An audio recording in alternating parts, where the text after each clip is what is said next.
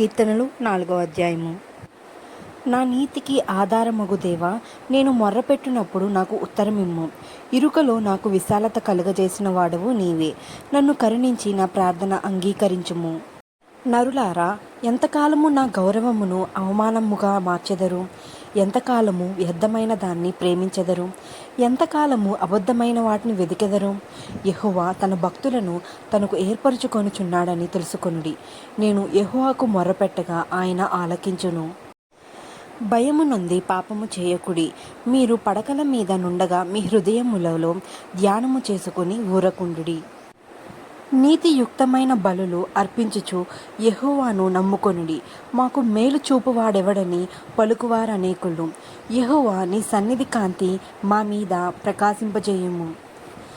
వారి ధాన్య ద్రాక్షారసములు విస్తరించిన నాటి సంతోషము కంటే అధికమైన సంతోషము నీవు నా హృదయములో పుట్టించితివి. యెహోవా, నెమ్మదితో పండుకొని నిద్రపోవుదును. నేను ఒంటరిగా నుండినను నీవే నన్ను సురక్షితముగా నివసింపచేయుదువు.